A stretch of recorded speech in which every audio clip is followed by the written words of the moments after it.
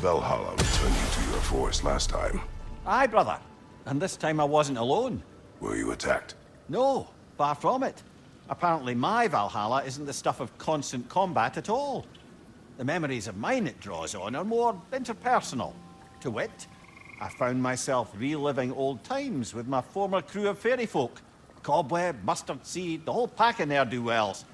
Such warm greetings for their old ringleader, like nary a day had passed. Sounds pleasant. Rather was, to be honest. I remain suspicious, but if this process is doing something for you, I remain open to seeing what it has in mind for me. Before you ask, yes, I was back in my old forest again. And this time I encountered my former boss, King Oberon. Rather eye-opening, actually. I used to be a true believer for him. Would have done anything he asked. But now I see through all that charisma and feigned wisdom down to the small, hypocritical tyrant I know him to be. Wait till I tell you what he put me up to regarding a particular magical flower. You wish to tell a story of your first master? Aye. Seems to be the very story Valhalla has me reliving, in fact. Oberon fancied himself a romantic, you see. Always claimed that love was more important to him than anything. One time, he led his entire entourage on a journey to attend the wedding of some duke or other, near your old neck of the woods. The groom, this lordly prick, had conquered a warrior queen and was marrying her as part of terms for peace. And this somehow was so romantic to Oberon that he dragged us across the sea to pay respects. Never mind, he was quarreling with his own queen the entire way! Well, I'll have more of that one, to be sure.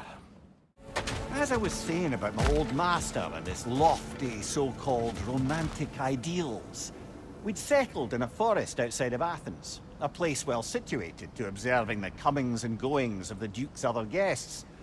There we observe the romantic complications of some local use, and Oberon gets it into his head to intervene. Bids me fetch him a magical flower that can manipulate the affections of others. Supposedly, the idea was to nobly help true love prevail over the pressure of family arrangements. But what he really wanted was to use the flower to torment his own wife. I see why you left his service. Aye. Brother, while I'd love to say I left Oberon's service as a matter of principle, the truth is it was much more a question of pride. If he'd simply shown me more appreciation, who knows how long I might have tolerated his evils. I certainly tolerated plenty from my subsequent employers before I could take no more. If I'm being honest, I was only too happy to offer my complicity in Queen Titania's humiliation. What did you do? I caused her to fall in love with something preposterous. An actor. Your old master. He had you make his wife fall in love with another. Aye, temporarily, by use of this magic flower. Though now it's clear to me the flower's effect isn't love exactly, but a kind of obsessive devotion that is too often mistaken for love. So of course the Queen made a fool of herself, as did all those under the flower's spell that night. Don't know how I ever got embroiled in such a farce.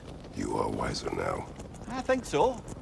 Though that only makes up for so much past stupidity.